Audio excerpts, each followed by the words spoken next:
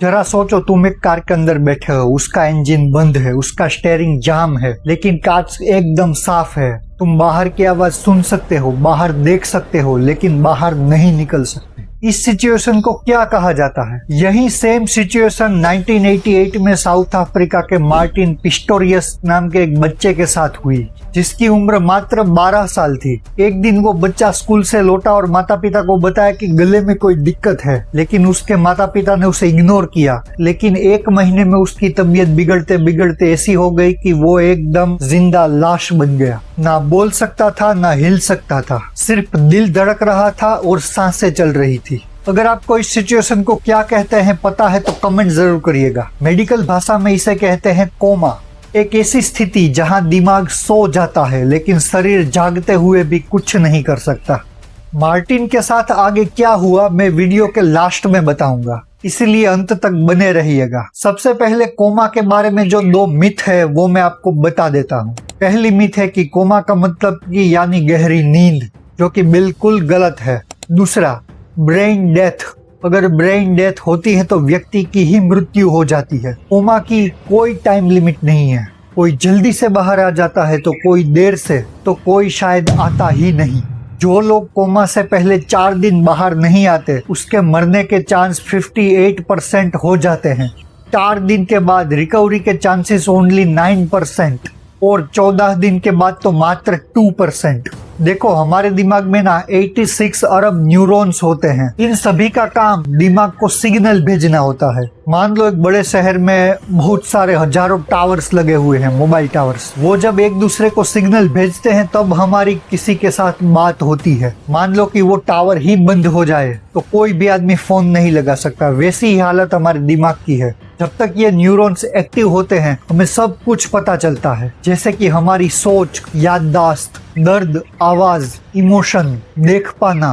जब हम किसी को हेलो बोलते हैं तब लाखों न्यूरॉन्स एक्टिव हो जाते हैं। पर कोमा की इस सिचुएशन में ये कम्युनिकेशन पूरी तरह से टूट जाता है, जिसे कहा जाता है ब्रेन शटडाउन। और इनके ना कई कारण हैं। Head injury, brain swelling, brain strokes, oxygen की कमी और कभी कभार तो लो शुगर। पर यहाँ पे सवाल ये है कि अगर ब्रेन शटडाउन है तो हार्ट कैसे चलता है? ब्रेन के अंदर ब्रेन स्टीम नाम का एक छोटा सा पार्ट होता है, जिसके मेनली 3 फंक्शन होते हैं: हार्ट बीट, ब्लड प्रेशर और सांसों को कंट्रोल करना। ये पार्ट जब तक एक्टिव है आप बच सकते हैं, इसीलिए कोमा में रहने वाला मरता नहीं।